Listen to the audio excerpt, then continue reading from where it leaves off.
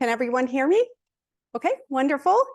I call this meeting to order at 3:04 p.m. on Monday, August 28th, 2023. Roll is taken by means of sign-in sheet, so please make sure you sign your name. If you're an alternate, please just sign your name next to the person you're representing today. I will now read the alternates for today. So it's Young Hwan Yi for Marcia Newcomer, Rahul Shah for Gerald Baumgartner, Ken Reichelt for Joseph Lagoria, Casey Glaspie for Matthew Hyatt, and Nicholas Davrados for Ray Diamond. Are there any other alternates I haven't called? Okay, wonderful. Introduction of guests. So we will have Provost Roy Haggerty join us shortly to address the Faculty Senate. Later in the meeting, we will also feature Senior Vice Provost Jane Cassidy, who will present on SACSCOC reaccreditation process that we're going through right now. And then at the end, we will have Dean of Students Brandon Common and Head of Student Accountability Office Jonathan Sanders present on the student accountability process at LSU, and especially they're going to address AI issues, plagiarisms. We will follow that with Q&A as we will with Jane Cassidy's presentation. We have also reached out to President Tate to join us today. Unfortunately, his schedule was busy today. We have extended invitation for subsequent events, and he has confirmed that he will be here for our last meeting of the semester in November. So I will keep you posted with that. Please join us at the end of this meeting. Immediately after, there will be a reception hosted by Provost Haggerty and the Office of Academic Affairs just outside in the rotunda. So please hang out. And I'd love to meet you if I haven't so already, and it would be nice to meet other senators. There are no public comments on agenda items today. The minutes were circulated via email to you from our last meeting in April. Is there a motion to accept the minutes from April 18th, 2023? Is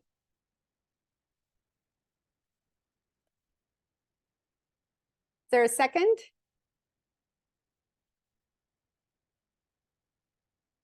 So the motion to accept the minutes from April 18th has been seconded. Is there any discussion, any corrections?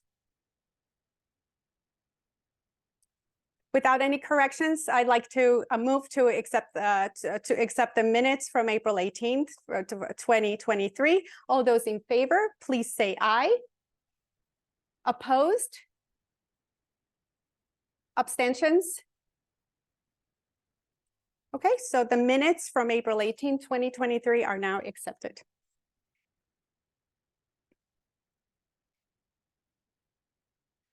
Dear Senators, welcome to the Faculty Senate. You are here because your colleagues have elected you to represent them in the important work the Faculty Senate does on campus. If you are a returning senator, I hope that you will continue your active participation in shared governance and work with me to address your faculty's concerns. I also hope that you will help our new senators with your guidance and expertise on how to improve their units and strengthen the university. We are planning a new senator orientation luncheon. You should have already received the doodle poll if you're a new senator. Sorry, returning senators. Please fill it out if you haven't done so already. We will go with the one that received most votes. Unfortunately, we probably won't be able to get everyone. Also, at our Faculty Senate September meeting, so our next meeting, we will be electing our third member at large. We will tell you more about it at our new senator orientation luncheon. And of course, you are welcome to email us, talk to any of us about it between now and our September meeting. Since our last meeting in April, the Faculty Senate leadership was involved with several important initiatives. The first one is the Faculty Senate Ad Hoc IT Committee, which we created in April. It began its task of reviewing new policies and standards proposed by LSU's ITS to provide faculty perspective on these issues. The committee is chaired by Param Singh, and it has 9 faculty members from different units, as well as ex officio members from ITS, namely Craig Woolley and Sumit Jain. The committee continued well into the summer term with 16 meetings that lasted on average 2 hours.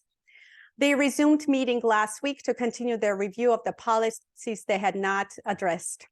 I am incredibly grateful for all their hard work on this committee, which aims to strengthen faculty voices on ITS issues. So thank you so much for continuing that work. AI at LSU. This summer, I was asked to be part of Academic Affairs AI working group to address AI concerns, especially regarding teaching. The committee was made up of both administrators and faculty who offered insightful perspectives on this ever-changing landscape of artificial intelligence and the way it affects our teaching and our students' learning. On August 2nd, I sent a broadcast email with a wealth of resources that was put together by this committee that may be useful to you as we embark on the fall semester. Interim Vice President for Student Affairs, Brendan Common, with the assistance of Jonathan Sanders, Director of Student Advocacy and Accountability Office, will be making a presentation at today's meeting on the student accountability process and their office, and more specifically, suspected plagiarism involving AI. SACSCOC reaccreditation and faculty handbook. I have been part of a year-long self-study for LSU's reaccreditation by SACSCOC. I have invited Senior Vice Provost Jane Cassidy to present on this process and what to expect this coming year. As part of the reaccreditation effort, the FSEC, Faculty Senate Executive Committee, revised the faculty handbook to update information that had become out of date since the last revision over a decade ago. Though our efforts were limited to those revisions necessary to satisfy reaccreditation requirements due to time constraints, we also discussed possible improvements that could be incorporated into future revisions that we hope to make when the opportunity rises. Tiger Trails and Resolution 2304. I am pleased to be able to provide positive updates on 2 issues previously brought to my attention to the attention of myself and the Faculty Senate Executive Committee. First, following the recent publication of the story on the cancellation of the Garden District route in the Reveille, the Faculty Senate was contacted by a number of concerned faculty, staff, and students who had been relying on this important service. I reached out to Director of Parking and Transportation Services, Brian Favela, who graciously took my call and was professional in explaining the rationale behind the decision and steps that were being taken to address the needs of the displaced riders. I was very pleased when I saw that Director Favela was also sensitive to the needs of the community as expressed to him in our call and communications from others on campus when he reinstated the Garden District route on a limited basis through the end of the fall semester. This was an excellent example of collaboration across campus. There's more coming up on this, so I will keep you apprised of it at our next meeting. Second, a group of sponsors, including faculty, department chairs, and faculty senators from HSS, introduced the resolution in our April meeting addressing the below market pay for instructors in that college and requesting that additional funds be provided to improve their salaries. This resolution was committed by the Senate to the FSEC so that we might work with the sponsors towards a successful outcome. As part of our efforts, we discovered that the HSS Faculty Senate had already done excellent work in preparing a report on the woeful instructor salaries, and Dean Blanchard had in response provided for instructor raises in 22-23 academic year. We were also very pleasantly surprised when we brought the resolution up for discussion with Provost Haggerty and were informed that the matter had already been addressed with hundreds of thousands of dollars in additional funds being provided to the college for their express purpose of improving instructor salaries for the upcoming year. We are deeply grateful to the efforts of all those involved, including Provost Haggerty, Dean Blanchard, and HSS Faculty Senate, and the sponsors of the resolution for working together on this very important issue. College policy committees. College policy committees can play a significant role in management of their units and the welfare of their faculty, staff, and students. The faculty handbook advises that, quote, the faculties of the most individual colleges and schools have policy committees or senates to help carry out faculty responsibilities in establishing and reviewing educational policy. These bodies serve the additional functions of advising university administrators of faculty opinion on non-academic matters and of aiding the Faculty Senate Elections Committee, end quote. I would advise you to familiarize yourself with your unit's policy committee, including its rules and bylaws. And now may be the right time to review these policies to ensure that you are in compliance with them and to undertake updates as necessary. So please check with your unit if you have a policy committee, or if your bylaws, you don't even know what they are, you should probably dust them off now and take a look. A time of crisis and opportunity.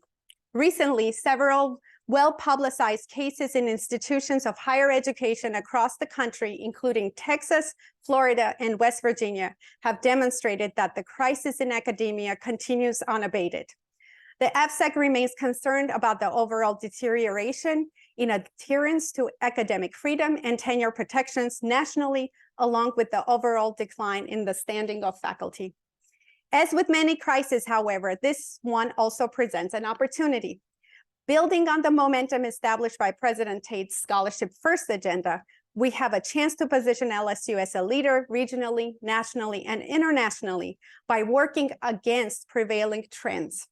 There are two elements to this strategy that we see as critical. First, we must address long-standing issues that faculty compensation and welfare, long-standing issues with faculty compensation and welfare, including stagnant salaries, which contribute to salary inversion, compression, and other structural inequities. Improvements are also necessary in areas such as retirement, policies affecting families, and others which impact faculty well-being. According to the American Association of University Professors, better known as AAUP, their annual report on the economic status of the profession from 2022 to 23, minor increases in nominal wages the preceding 3 years have been more than offset by significant bouts of inflation, leading to multiple years of declining real wages, including 5% single-year decrease, which was the largest in their sample since it began in 1972. These numbers are shocking, but we know them all too well. The deep uncertainty over the future state of Louisiana's budget means that we cannot rely on state appropriations to fund these initiatives. Instead, we hope to partner with the administration to identify means by which we can implement predictable and meaningful annual raises, along with a plan to invest in programs meant to address the residual cost of long periods of underinvestment in our faculty over the near to medium term. Faculty must be a priority in each and every budget. Second, to reach the national standing we believe within our capabilities, it is important that we undertake the steps necessary to remove the AAUP double censure, which serve as a blemish on our reputation. LSU is one of only a handful of institutions of higher education to suffer large and multiple enormous censures, and it hurts our standing in our profession, making it hard to compete for the very best faculty in the national and international pools in which we conduct our searches. Removing these censures, the remnants of prior maladministration by previous university leaders, would not only improve our standing, but reflect the new reality of LSU and demonstrate our commitment to pursuing academic excellence. Senate leadership has already taken preliminary steps in this direction. A couple of months ago, Vice President Tyrone and Secretary Singh traveled to Vermont to attend the Summer Institute of the AAUP to learn more about academic best practices and policies.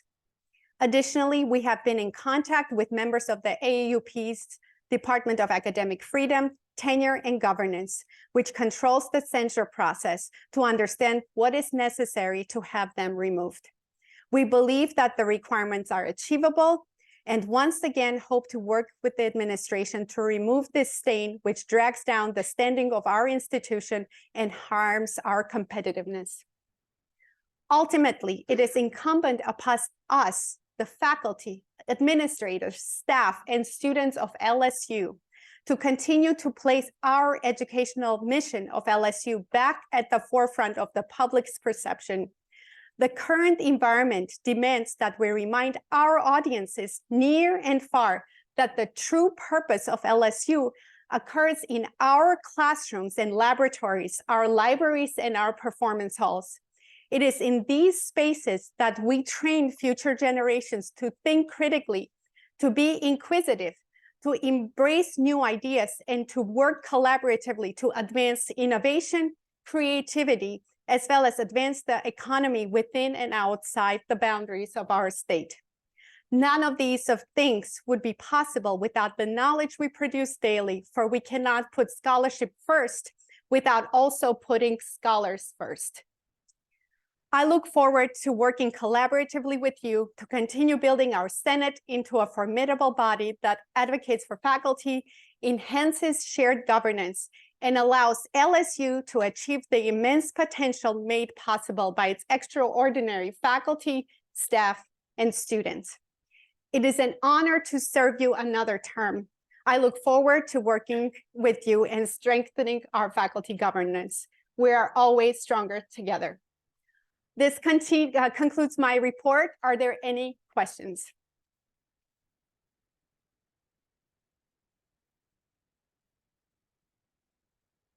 Okay, with no questions, I will move on to our guest.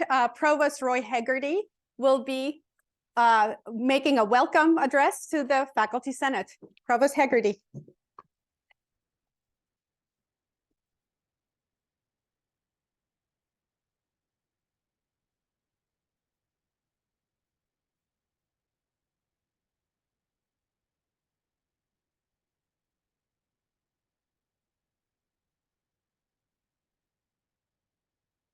How's the sound? Can you hear me okay? Yeah. All right. Well, thank you, President Bazayev. I appreciate your notes, and I had it in written form, so I was able to look through it. And thanks for what you had to add. So I want to talk today to all of you. I'm going to get down into some weeds a little bit, just because I always feel like these welcome addresses and things like it can often just be very, just kind of glossed. So I'm going to get into some details. So good afternoon to all of you. And as we come together today, I want to kickstart another promising academic year here at LSU by welcoming each of you. And I want to say thank you as faculty senators for serving on the Faculty Senate. I want to join President Bazayev in that. It's an important institution and one that we really lean on to move the business of the university forward. Our theme, which is Scholarship First, serves as a reminder that the core mission of this university is academic excellence. To that end, I want to engage with you in a conversation about an increasingly prevalent technological force that, in my view, may transform higher education. And that's artificial intelligence, particularly large language models like ChatGPT. The transformative potential of AI in higher education is tremendous. There's been growing curiosity, perhaps even a fascination around the potential of AI. However, it's essential to understand that the scope and the scale of AI's transformative capabilities will be determined not just by technological advancements, but by the rate at which we human beings can adapt and make use of it. Universities that deploy LLMs and other AI to improve our academic output, to improve the functioning of our university, to improve student success, will be better positioned for the future. I think there are three, as I think about it, there are three rate limiting factors affecting AI's adoption within our university or any university. The first of these, which has received a justifiable and significant amount of attention, are the ethical considerations and academic integrity. I sense a palpable hesitancy about deploying AI technologies, stemming partly, I think, from the fears that we share as academics around things like academic dishonesty. And therefore, we have to develop clear policies around AI's acceptable and unacceptable uses, especially when it comes to intellectual property and creative outputs. And in collaboration with the Faculty Senate leadership, I'm going to convene working groups on instructional uses of AI, research uses of AI, and putting AI to work to manage our day-to-day businesses. Second limitation is the availability of skilled users. As I worked to understand the nuances of LLMs over the past months, it became clear that we needed to cultivate an ecosystem of skilled AI practitioners.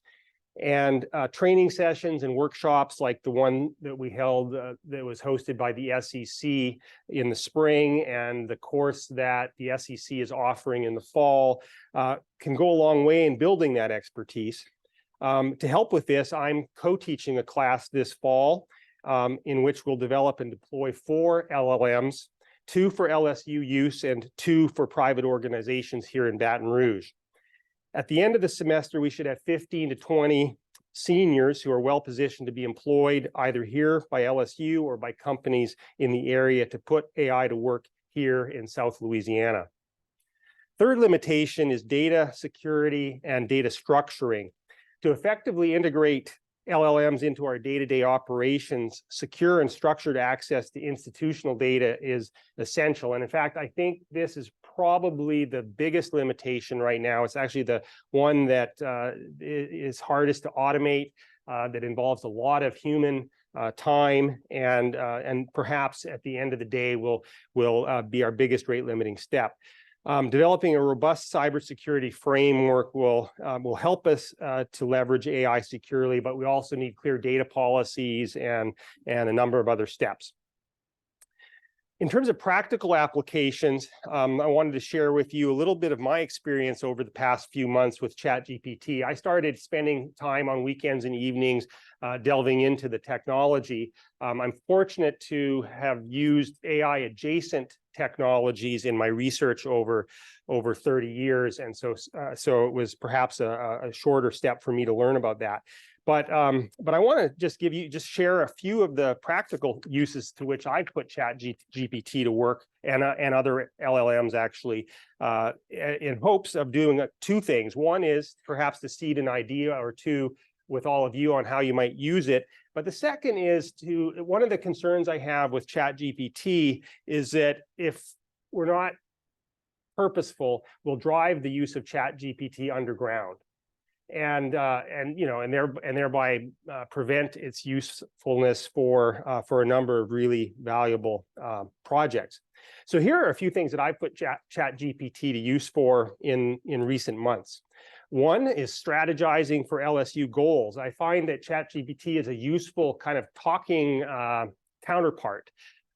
So for example, type in a query about, give me 10 ideas on how to improve first-year retention at LSU. And it provides you 10 strategies. Now, maybe, who knows, 2 or 3 of those might be good. 2 or 3 we may already be doing, but it gives you a place to start. A second use, data compilation and analysis. I use ChatGPT on a regular basis now to aid in generating Python scripts that I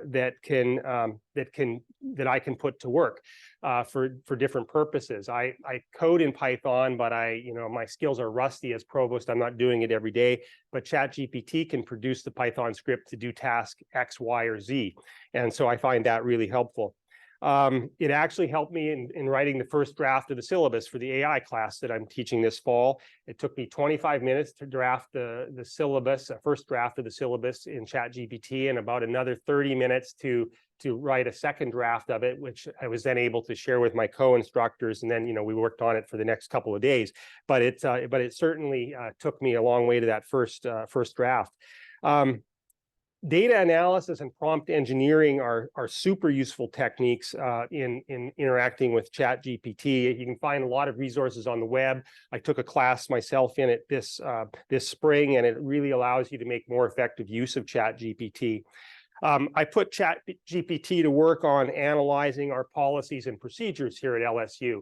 And that was a two-step process. I wanted to be able to find all of our policies, on topic X.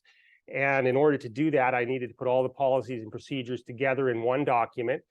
So I had ChatGPT write a script that went to the website, grabbed all 150 or so policies and procedures, and then concatenated them together into a single document, which I was able to upload back into ChatGPT to analyze however I want to analyze it.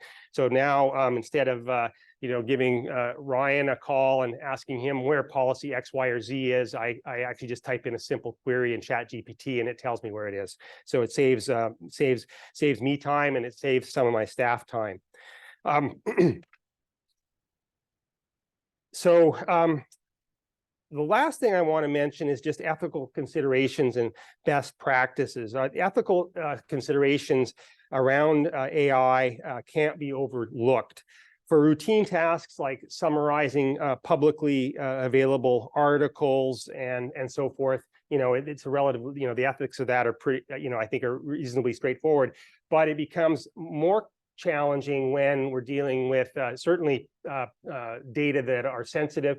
It's very important that you never upload data that are confidential into ChatGPT because you don't know where it goes. So I'm very careful about that. I think we have to come up with some guidelines around when to use ChatGPT and when to disclose you're using it. I hope that in some classes it's necessary to say ChatGPT use is maybe not allowed in this class. If you're learning to write or something like that, perhaps that's such a place. But there are other places, or many of our classes, in which I can see putting ChatGPT to tremendous use.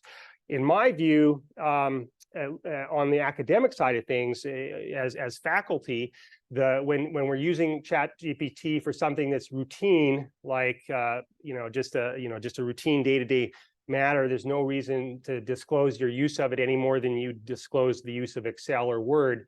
On the other end of the spectrum, if there's some creative content involved that normally a human being would take responsibility for, then I think it's more important to disclose ChatGPT use. This address to you all today, I wrote 2 separate articles which I posted to LinkedIn, and I used ChatGPT to combine them together into this address today. And so it's somewhere in the middle, perhaps. In the coming months, I want to dive deeper into AI's application and the associated risks. I think AI's potential is immense, but so are the ethical and technological challenges that it presents. As we work together at LSU to be a leader in higher education, it's crucial that we stay ahead of the technological innovations around us. AI offers us tools to be more efficient, data-driven, and innovative in achieving our mission of academic excellence and have a positive societal impact. At the same time, we need to ensure that we know the problems and the risks, that we know where the biases and the shortfalls of this technology is, and that we put the technology to use ethically. Let's make the 2023-24 academic year a landmark for LSU, one where we embrace the opportunities and challenges that come with adopting technologies like AI in higher education. Thank you again for serving as faculty senators, and I look forward to working closely with you in the coming year. Go Tigers. You want the Q&A? Okay. There's some room for questions. So any questions for the Provost? Yes, Scott in the back. Scott Baldridge. I'll let you take that. Yeah, sure. Scott Baldridge, mathematics. Thank you. Can people hear this? Okay, Yeah. good. Yeah. Is there any plan to have like a site-wide license for the latest and greatest, like ChatGPT 4, instead of just the public use one? That's a great question. What you're talking about, I think, is a closed source LLM. And yeah, anything. Yeah, so I would like to get to a point where we could have all of the public data and all the non-sensitive data not, that, things that aren't, private kinds of information. I would like to be able to find a way where we could have an LLM focused on that for LSU. So we'd be able to type in a question like, where's the faculty senate meet, or what classes has the Provost Roy Haggerty taught in the last 3 years, things like that. I think would be very valuable. I think my question is a little different. Okay. I like that idea. Okay. I like that idea. But the question is like for our use in doing research, like right now, I would just buy a copy of, I would sign up to pay for ChatGPT 4.0. Oh, I see. And it's a subscription basis. And, apparently other people would have to do that if they wanted to use the most latest and greatest. Right. Is there a way for us to have just a site-wide license? A site-wide license. I and see then what you're saying. everybody- Yeah. And that's what I do too. I pay the $20 a month right now for the 4.0, which has some really interesting data analysis capabilities, which I imagine you're aware of.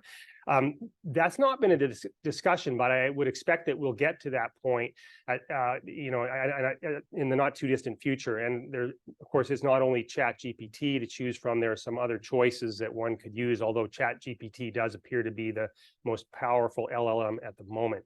I would imagine this will eventually go the way that, our contracts with Microsoft or something like that goes, but I don't know how long that's going to take. Good question. I think there was a question in the next row or 2 rows ahead. I don't know where it was.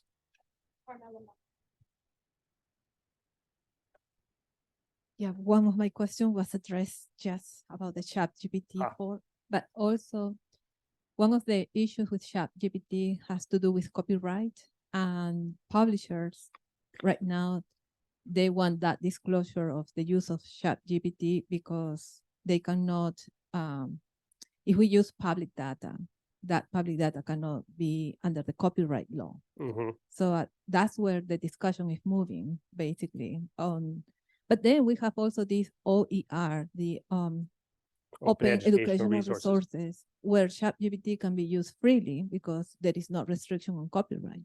Right. So I wonder if we can have a committee working on that direction on what we can do, the combination of ChatGPT and OER. I use ChatGPT for designing my classes, for example, and activities for my students that I'm going to try this semester. So let me see if I understand the question.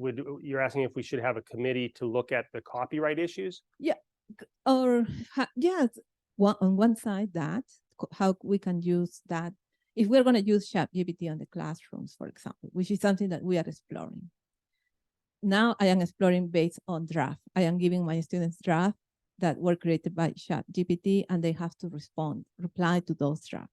Right. I think it's a great way to develop critical thinking skills in our students. They have to edit. But I think that's a very common practice right now. Right. And I would like to explore more, like what will happen if I allow the students to actually create something using ChatGPT. What are the limitations, legal implications of that? Because I cannot go into that direction unless I have some kind of guidance from the university. I understand.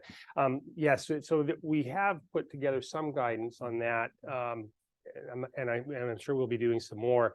Jane, how many faculty are in the SEC course? I can't remember. Was it 20 or 30 from? There are 30 out of the Provost. So there are 30. Are any of you in the SEC course who are here? Oh, you're in it. So, well, then you already know. I was going to suggest we have this class, and it's a class on instructional uses of large language models. And have you found the resources in that to be of use? Oh, it's not open yet. Okay. You've got the invite to it, etc., but the class is not open yet. Yes. Yeah. Okay, so the course isn't open yet. That makes sense. Yeah, but I think in that class you're going to learn, about different approaches. It's all about, as you know, using ChatGPT in our classrooms, in our laboratories, and things of that nature. So maybe you can come back and suggest uses after the end of the semester.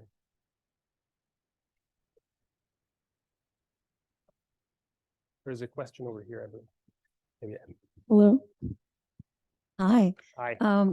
So there's no question AI is with us, right? So it's like we're living in a Charlie Chaplin modern times film. Remember that movie? Yeah, anyway, so one of you does. Do you, as a leader and scholar, worry about the erosion or the changing of creative enterprise? As I think I'm inspired, and also like, oh my God, you did your syllabus in 30 minutes. Like, I think as a New Englander originally, I think probably I delight in the pain of how long I think I spent on doing something. So, thesis sentences, 2 weeks or whatever. But what do you worry about, us using it, but then telling our students, beware of this? And do you think there's a double standard? There's a lot of weird mixed questions in my question, but what's your philosophy or personal feeling about things? I think it's an excellent question, and it's something that I think that it's a good topic of discussion for experts in ethics to be involved in as well. I think my preliminary thoughts on this, as I mentioned, I'll say one, then I'll have another thought as well. Is I think we want to try to be consistent. I think that's at the root of your question. We want to be good models for our students. So where if we're using ChatGPT and creative exercises, I think that disclosure is appropriate for that. Just like you would disclose if you received, if you collaborated with a colleague or something of that nature. But I think on things that are very, and I've done that, for example, myself, I've disclosed when I've done something that is fundamentally creative or kind of pushing towards creative. I've disclosed the use of it. When it's something that's just sort of run of the mill, like I used it to do, some mathematical operation or do some summary statistics on an Excel sheet or something like that, I don't bother. I think it's guidelines like that we need to develop, and then we need to model them for our students. So, for example, in my syllabus, I say down at the bottom, I say the first draft of this was I said it just the same as I said it to you, and I think what that does, I hope what that does is it starts to take the like I said, I'm afraid that we're going to drive the use of ChatGPT underground, and everybody is, we do have a tool that can be put to practical use, and I'd hate for us to not be using it on one hand, or I'd hate to be using it for things that, and then claiming that, that I didn't use it or something like that. So I think we need to model it to our students, and we need to decide what the rules will be for our students as well within the context of the classes that we teach. So thanks a lot. I appreciate it. Thanks. Do you want me to leave it on or do I?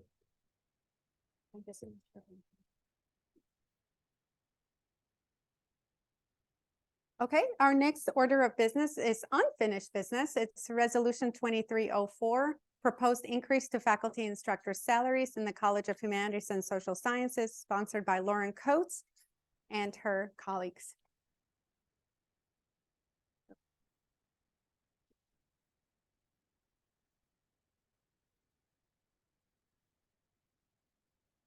As we are aware that HSS instructor salaries have been raised by the Provost, the sponsors have requested FSEC that if we can postpone this discussion to the next meeting. So I would like to move that we postpone the discussion of this item to the next meeting so that the sponsors can have sufficient time to go through their resolution again and then come forward with it, or to withdraw it, whatever is their decision. Okay, we will now, any further discussion? Okay, so we will now move to vote. Yeah, okay, and the motion is to postpone Resolution 2304 to our next meeting in September. All those in favor, please say aye. Opposed? Abstentions? Great, the motion passes. We do not have any new business unless someone suggests one. And our next order of business is presentation by Senior Vice Provost Jane Cassidy on SACSCOC reaccreditation.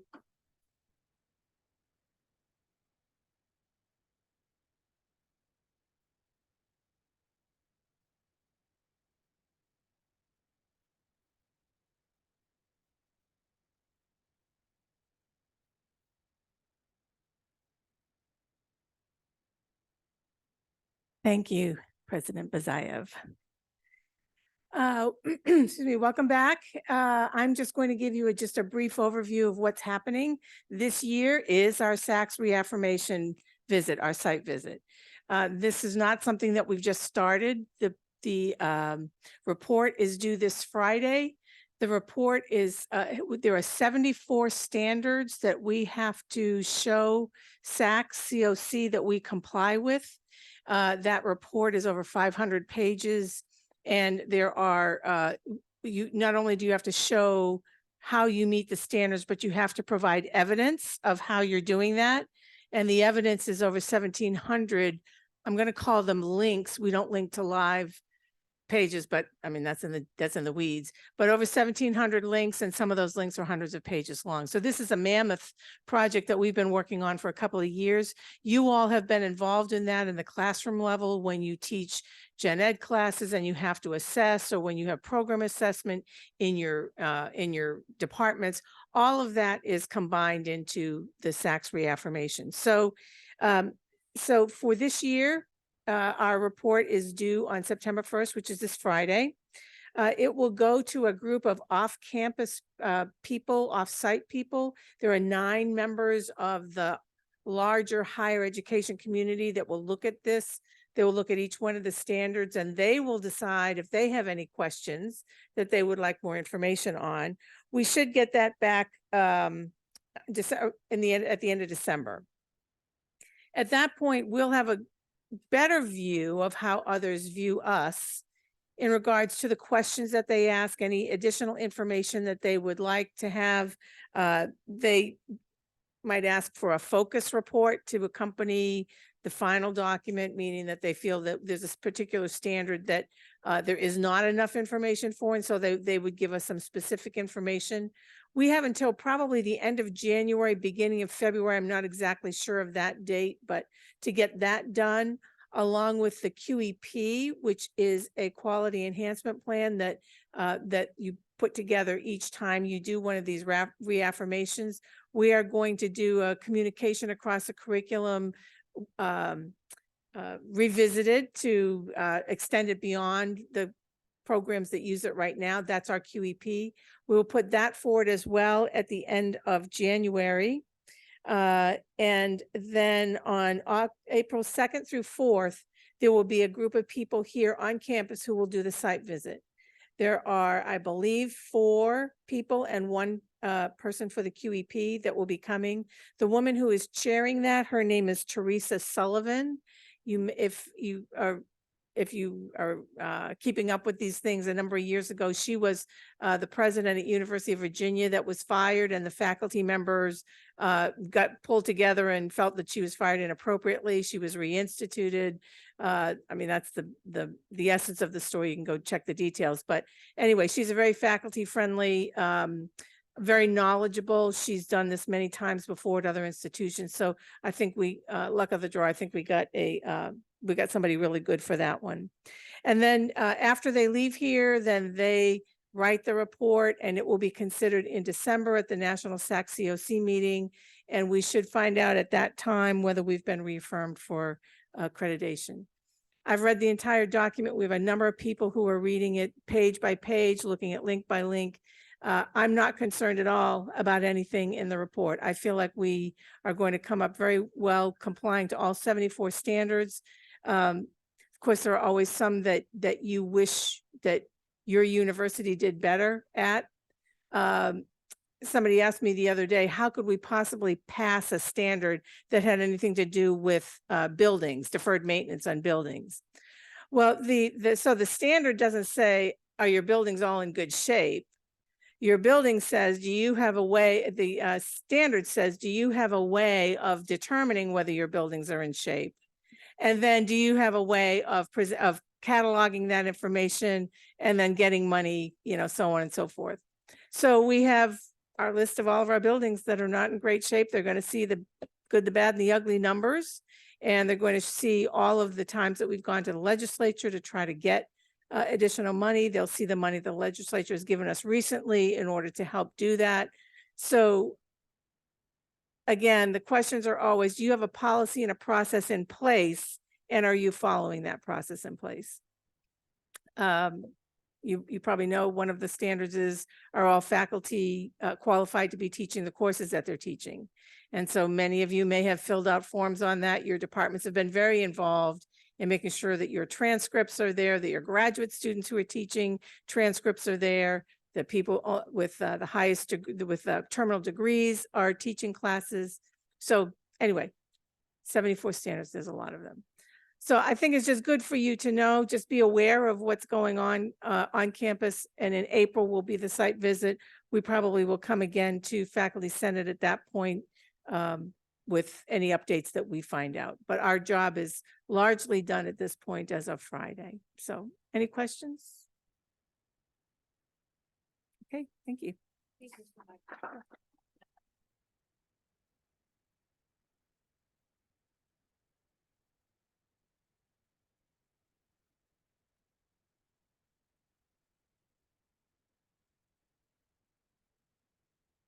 Okay, wonderful. Okay, our next and final presentation is by Associate Vice Provost and Dean of Students, Brandon Common, and Director of Student Advocacy and Accountability, Jonathan Sanders, and they'll address the process in their office and then take some questions. Welcome and thank you for being here. Thank you. Thank you. Good afternoon, everyone. I'm Brandon, and I'm going to hold the mic because Jonathan's going to take us through a lot of our PowerPoint. Okay. But You guys hear me okay? Yep. Awesome. So I just want to kind of share our goals for this conversation, and we really hope that we can better inform you of the process and how we do conduct around academic integrity on campus. And then we're also hoping this will lead to a conversation on how we can better, address the ever-changing landscape of AI and how we can work with you all in order to make sure that we uphold the academic integrity here at LSU. So Jonathan, I'll let you start us off. Yeah, so obviously Brandon and I here today as well. I've also brought two staff members too. So Tiffany Willis and Kirsty Wyatt, they're really in the trenches meeting with our students that we're going to talk about as we go through this artificial intelligence conversation this afternoon. But to Brandon's comments, thank you all for allowing us to present to you all and provide some more information to you and about our experience working with artificial intelligence. Spring of 2023 brought like a lot of excitement to LSU. We saw our women's national basketball championship, followed by our men's. And then in December and January, we started seeing articles such as this. Educators worry about students using artificial intelligence to cheat, how ChatGPT and similar AI will disrupt education. Students who use AI to cheat warned they will be exposed as detection services grow in use. And then professors are using ChatGPT detector tools to accuse students of cheating, but what if the software is wrong? So all things that we are also pondering too, as those articles were coming out in the spring semester, and many of you all in this room as well. Does anybody know the importance of April 4th, 2023? I've got a little cheat sheet on the slide here for you, but anyone can take a guess what was important about that date? Turn it in. That is exactly when they released their software, the AI detection. And we saw the floodgates open for cases being referred to our office as soon as Turnitin added that feature to their platform. It was unannounced to us. We knew it was coming. I remember reading about it maybe a couple months before, but we had no notice for it or anything of that nature and simply was released. So we were scrambling to figure out what this meant too, as many of our faculty were as well. What that looked like for us in the spring of 2023, to give you a comparison, we looked at our misrepresentation charge. Misrepresentation in our Code of Student Conduct speaks to a student basically misrepresenting the work they've submitted for you as for an assignment, a project, or whatever it may be, but they've misrepresented the way in which that work was produced or gathered or whatever it may have been for the actual assignment. You'll see in the 2022 year, from March to May, we had approximately 28 students found responsible for misrepresentation. In this past spring, we had 136. Say a 486% increase in the responsibility, meaning they're found responsible through our process based on our charge of the code for misrepresentation. A majority of those came in April and May, as when the AI detection tool was released with Turnitin. We started seeing our first cases probably end of January, 1st of February, maybe one or two kind of sprinkled in, but they really opened up in March and through May as that detection software became available. You also see our not responsible charge, 436% increase. So about on par what it was for the responsible charge as well. Knowing that we have to provide due process and fundamental fairness, students are found not responsible in our process too. We'll talk more about that in a bit. Some of the resources we're going to show you that we've produced on our website, and I apologize, our website's actually going to change in about a month or so. We're actually working some final revisions to some edits to make it more user-friendly and a little cleaner look for us. But certainly have a faculty staff page here. You'll click on lsu.edu/SAA for student advocacy and accountability. You can also click on it here, academic integrity, on the homepage too. That'll take you to some resources I'll talk about in a second. Those two are the faculty toolkit and the LSU AI PowerPoint slides. We were lucky to be a part of that committee that was convened over the summer to provide those resources to you all as well. I think you all received those in your broadcast email that went out, I believe August 2nd it went out. So those are also referenced there as well. I have a QR code if you want to take a picture of this. This will actually take you to our faculty toolkit. And I've actually printed some copies. I'll put on the table over here at the front. So if you want to grab a hard copy on your way out, you're more than welcome to do so. We have added artificial intelligence language in the faculty toolkit. We've given information about how to report information regarding suspected artificial intelligence use, along with other academic misconduct concerns. We also provided sample syllabus statements, so you all can allow your students, let them know is either ChatGPT, another AI allowed or not allowed. You certainly can modify that language however you would like, but simply it's just we want to give you at least a starting point to some information to share with your students to help them understand what are the expectations for your course, your courses that you're teaching, and just a general artificial intelligence guidance as well. We provide in there just with our working in student advocacy accountability, kind of what we're seeing from our lens, and also talking with many of our colleagues and some of you in the room about what you're seeing from a faculty perspective as well. We've also produced an AI course resource. This is another opportunity. This is this actual PowerPoint slides we created. The PowerPoint slides, again, give you two slides. One, either you allow AI use or you don't, and you just simply delete the one that's not relevant for your course, and then modify the information from there. We also have, just some AI general information for students, just so they know what does use of artificial intelligence look like in the classroom, the ethical concerns and those types of things. There's some language associated with that. Then we also have a QR code at the end of that PowerPoint slide. If you want to share this with your students, they can actually, go to the QR code. And there's a 3-question, basically questionnaire, basically asking them, do they understand what the expectations are for this course, the course you're obviously presenting this information to them in, about artificial intelligence use, what is allowed or not allowed in the course. Kirsty's been graciously volunteered to allow her access to that information. So if you want to see what students how they responded for your particular course, Kirsty Wyatt from our team has agreed to send that information back out to faculty if that's something you would like to request at any point in time during the semester or semesters in the future. These are the actual sample slides that were created. So again, we have what is generative artificial intelligence use, giving them some examples. One of the things that we noticed with students in the spring semester was Grammarly. We have this on the PowerPoint slide. We know that students have been using Grammarly for years. What we don't think students understood is that actually Grammarly changed. They had a paid version now that actually uses AI. So students who may have been using it previously and thinking they're using it the same way aren't actually using it the same way, because now they're actually using artificial intelligence, using Grammarly, and they didn't know that. Some of them came in not knowing, truthfully not knowing they're using AI because they've been using Grammarly for so many years and thought it was okay based on prior use. Of course, the dangers of AI use in academics, and then again, the kind of a sample policy here you could share with your students, and then the possible consequences for unauthorized AI use, which Brandon's actually going to talk more about when we get to the actual process. So tips for AI detection. This has also really expanded the amount of information as hearing officers. So Kirsty and Tiffany from our team, and also our grad assistants who are working with these cases, we are asking more information from students, but also maybe from faculty as well. Some of the information we're asking for is to check the properties of documents.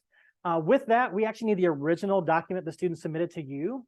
Things we're looking at is the editing time, when the property was created, those types of things. Because we see if the student wrote a 6-page paper and it took them 7 minutes to write that 6-page paper, that's probably not possible, right? Without some type of other assistance going on. So again, it's important that we have that information because it tells a story. It doesn't automatically mean that the student is found responsible out the gate, but it certainly gives us a lens to look from and knowing whether we're going to reach that preponderance standard or not within our process. Is the content on topic? Many of the AI stuff we saw in the spring, actually, AI is not very good at sometimes staying on topic. It has some random things quoted in there. We saw some articles that didn't even exist that it was referencing. Again, AI is not perfect yet in that regard. So if things seem off or just seem strange or odd, those are also signs or detectors we're looking at to determine whether possible AI use was used, unauthorized AI use was used in the course or for that assignment. Did the student disclose some use of AI? Did they acknowledge that they are using AI? That's something, again, to Provost Haggerty's point, that sounds like, as a body, some of us are embracing it, right? And we want them to use AI and want to make sure that they do that, but also disclosing when AI is used if we are allowing it in our course or for specific assignments. Is the flag content rote fact-based content? Something that our team was seeing actually just kind of on the front lines of this. Oftentimes the AI detection tools were going off for things that were very fact-based, very statistics-oriented. We actually had one of our grad assistants, Mara, actually uploaded a paper that she wrote into Turnitin, and it came back with a percentage of AI detection use in her paper. She did not use AI for her paper, but what we saw is it was the very factual type information is what it was highlighting as being AI detection in the software. So we know the even detection tools are not perfect. Many of our colleagues across the country are struggling whether we even used AI detection schools. I know my counterpart at Vanderbilt, for instance, we had a conversation about a month ago. They're not using it. And there's some other private schools that they're networking with. They're not using it because of the ethical piece of Turnitin not sharing how they actually detect and not sharing that because of proprietary information purposes. But it's, again, we're accusing students of something we can't actually tell them why they're being accused of it. So there are some ethical concerns there from our perspective. We are still using it from our lens, but solely basing our information just on that. That's why we want the other information we talked about previously as well, to look at the whole assignment and all the information we can to determine whether AI perhaps may have been used unauthorized. Including appropriate documentation for you all that are reporting this information to us. You will visit the LSU Cares page just as you do it with reporting a student of concern, but also that's where we report academic integrity concerns. Again, we would love the original student submission if you can upload that to the report to us. The Turnitin report, unfortunately, as of I think a couple of weeks ago, they do not have a way that they can download that report like you can the plagiarism report. So we're asking you all to just take screenshots of the AI detection and the percentage, and then any of the subsequent pages that has that information, because we can't access that from our perspective. So if you could help us with that and share that information on the front end, that would be very helpful as well. Of course, the assignment instructions, what was clearly stated to the students, the course syllabus about the expectations for artificial intelligence use, and a detailed description of the factors suggesting AI was used.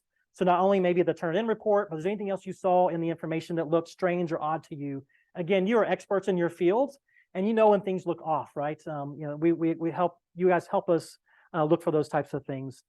Just as a reminder too, reporting these incidents to us, just as any other active misconduct, do not submit a grade for the assignment or the course.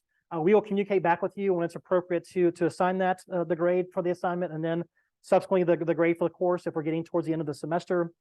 The outcome notice from SA will provide directions on how to grade the assignment. You also get a report from us probably within 2 to 3 business days after receiving the report, that letting you know that we've received the report. You should get an automatic one that comes in as soon as you submit it, but our actual hearing officer assigned to the case also sends you a notice as well. Now I'll let Brandon talk more about the process. Yeah, so what you're looking at right now is a flow chart to represent the process and how we work with both behavioral misconduct and also academic integrity.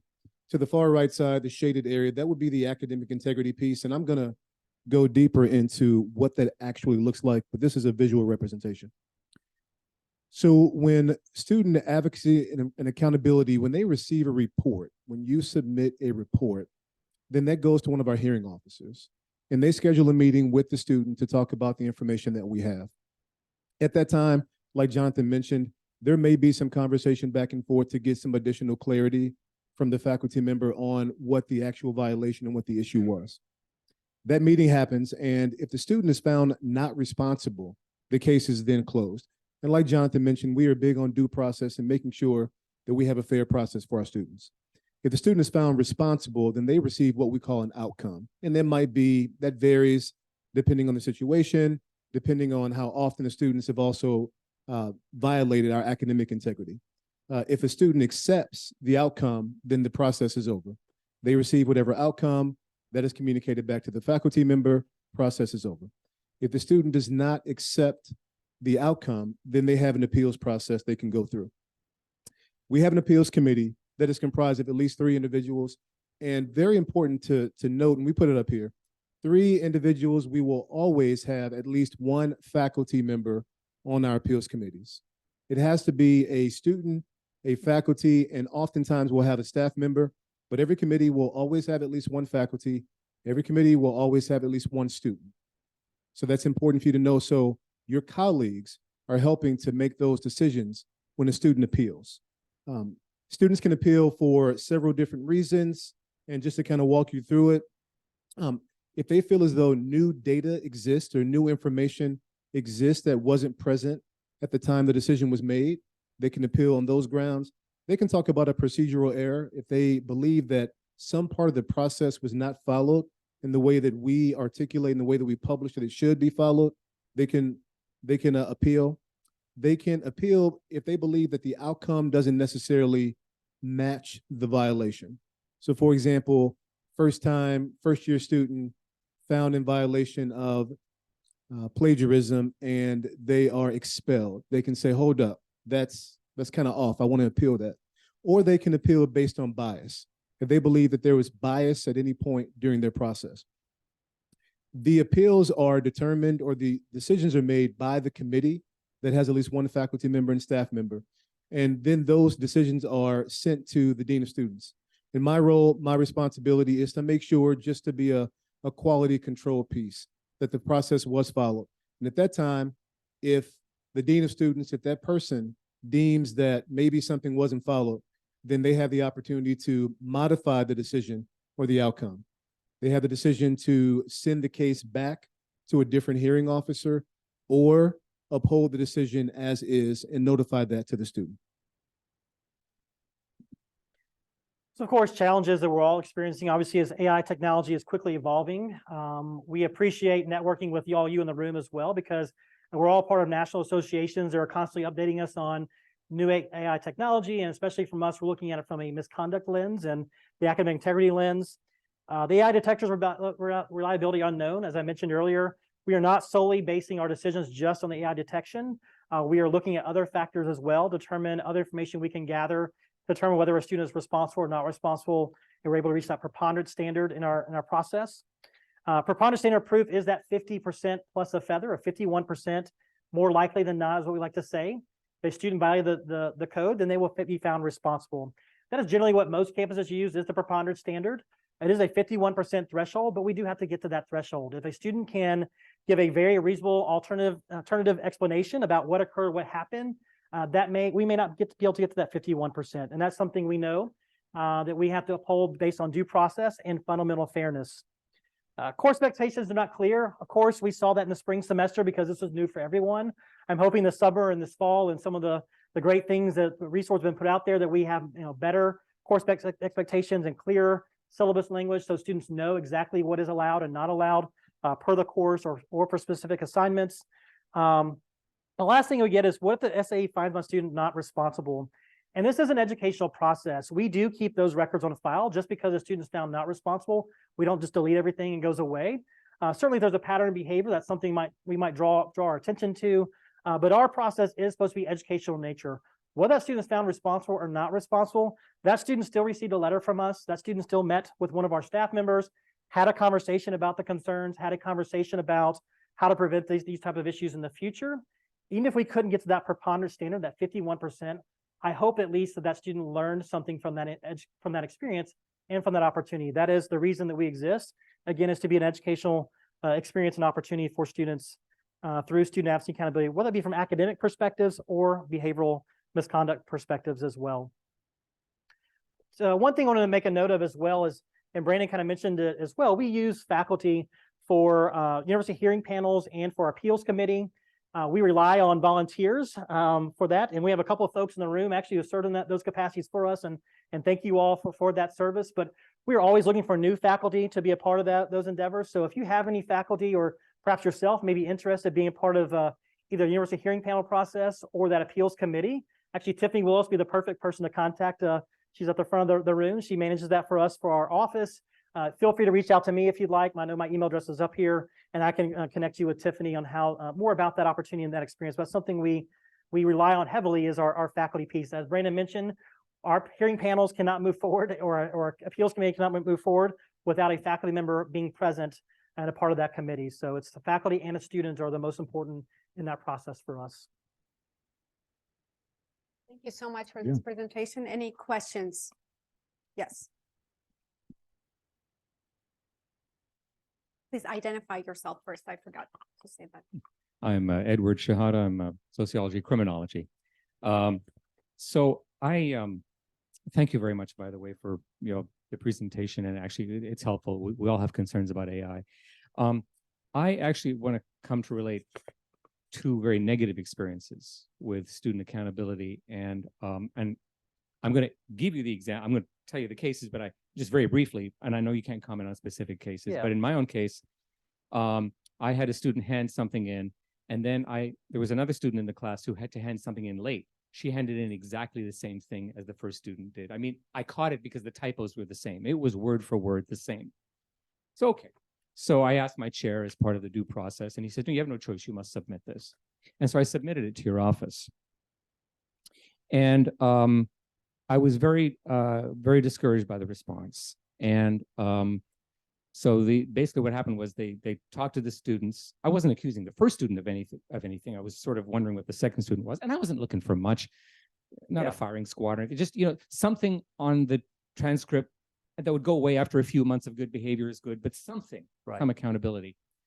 But I got a call back from the office saying, Professor, we talked to the students and they said they didn't cheat. So what do you want to do? I said, what do I want to do? I guess I'm checking myself out here like Walmart or something. I don't know what I didn't know what, And so I said, well, what's the next step in the process? And the way it was being told to me, I'm old enough to know when I was being steered away from something. Okay. And okay, but there's another much more egregious case that happened just in May.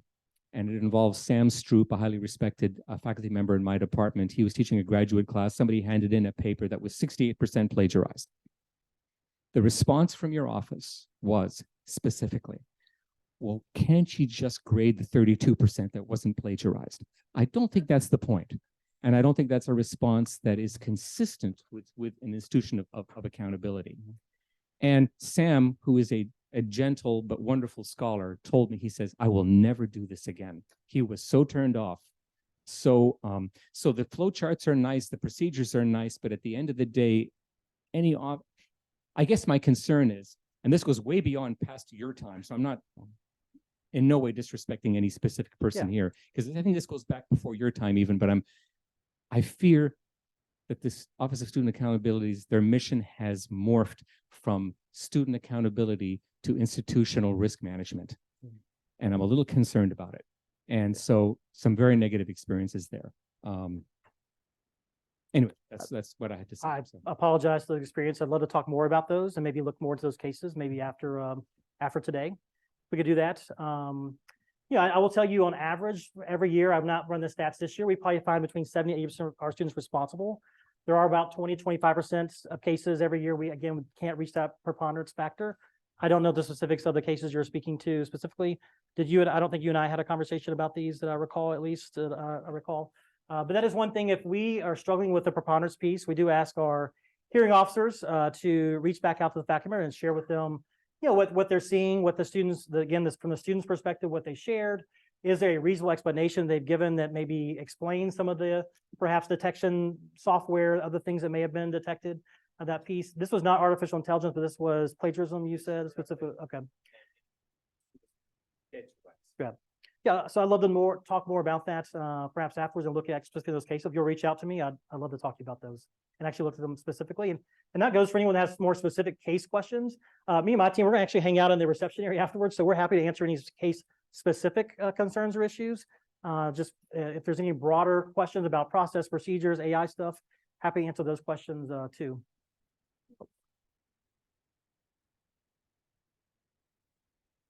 Hi, Scott Baldridge in math. So math doesn't really need as much these detection tools, but I am teaching Honors 2000 to freshmen. What do you recommend? Do we tell them ahead of time that we have AI detection tools and they work? Or should we just let that be a quiet, implicit assumption that they'll find out as they go along? I'm all about transparency. I let them know that there's things out there that can detect those things. And, I think to make sure they understand, again, going back to my Grammarly situation, I know there's a couple of situations our staff met with students who literally admitted to using Grammarly and said, I was using this not knowing this was AI because I was paying for the paid version now. It changed somewhere along the past 6 or 8 months. And I think just being transparent about those things is very important to our students. I don't know that we never want to play gotcha. No, I don't want to do that, right? Like yeah, I think we're transparent, and that's kind of a philosophy from at least my stance. In our department, is just being transparent in those things. But great question. Oh yeah. Hi, Tracy LeBlanc from English. I use Turnitin for pretty much everything because English. But so many times the detection tool comes back 100%, 68%, whatever it is. Are we required to report it every single time? If you suspect that it's there's a if I don't suspect, integrity concern, yes. But we know that you can have a percentage of 68% and actually have no plagiarism within the document. That really is a tool for us to look at, determine whether this is cited information and they've actually given attribution to it within the document, but for whatever reason, it's still detecting it through the software. Again, it's not perfect in that regards. There's no certain percentage. Faculty have asked me that before. Is there a certain percentage that we have to submit to you or we should submit to you by? And there is not a certain percentage, but if you see even 10% and it looks like, okay, that looks like something that may have been lifted from an article or source and the appropriate attribution has not been given to that specific piece, then that's something you would submit to us. Or vice versa, you might have something that's 50% and not send it to us because you're like, you know what, I see where they pulled this from the articles and it is cited here, et cetera. So we use it as a tool. It's not determining whether actually it occurred or not. So it's a great question. Thrown around to just report every single time AI is detected, and it made me cringe. I know that can't be true. Yeah, I think for the AI piece, it's new for us too, right? So I think a lot of folks were probably doing that in the spring semester because again, we didn't have a lot of lead time to turn it in piece, and we didn't really know what it was until we were seeing it.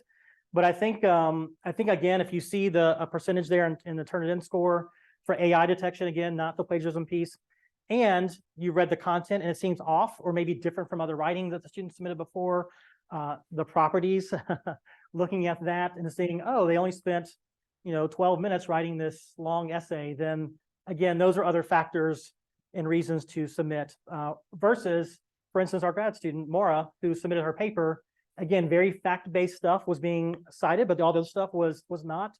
Again, it wasn't something she used AI for, but the detection tool was picking that up as a possible AI use.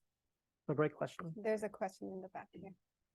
Yes, so I'd like to elaborate or get your elaboration on the AI aspect of this because with plagiarism, obviously the definition of plagiarism that you give is a person who had the idea and then the student or someone else is claiming that idea. Right. But there's no person with the AI. And secondly, it's a challenge because one of the issues is that we don't know what this AI detector is detecting.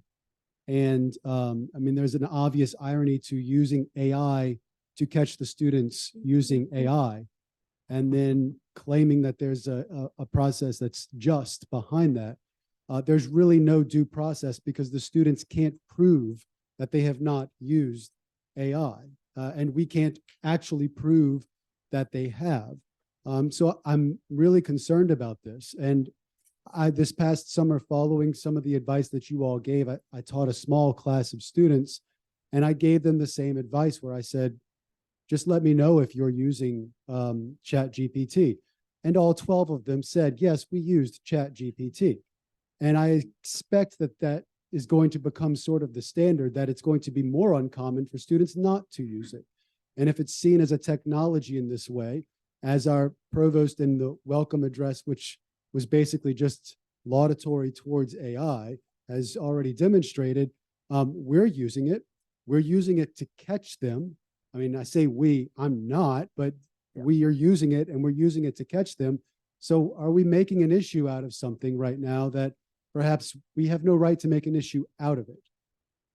That's a great question. I think there's some philosophical questions out there like that, and I don't have the answer to that, those questions, but Well, I think that's we're looking at okay. unauthorized artificial intelligence use, right? So if a faculty member is allowing it, or allowing it on assignments or whatever the case may be, that's I think my bigger issue is that there has to be some sort of institutional identity around this type of policy, because if in my class, I tell the students, look, I don't care. I know you're going to do it. Go do it. And then across the hall, there's an instructor or a professor who's extremely concerned about this. Well, those types of double standards in our pedagogy are going to create lots of problems.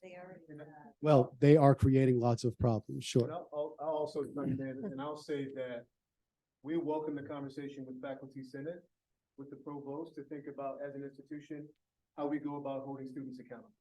That is something that has to be a partnership when we think about student advocacy and accountability and how we do that process. And so you made great points, because the fact that the Provost did promote AI in certain ways. And so the great thing about the code of student conduct is that it can be revised. It can be revisited. We have not done that for the academic piece as much, because that's a partnership with Faculty Senate. So yes, great points, and we welcome the conversation. And we did add unauthorized artificial intelligence use in the code in 2 of our charges. Misrepresentation and unauthorized materials are the 2 areas where you'll see AI specific language in the code right now. What does unauthorized mean? Unauthorized by the instructor? Correct. Even though the university itself is, the provost is standing up there saying, I used it to write my syllabus, Yes. Right.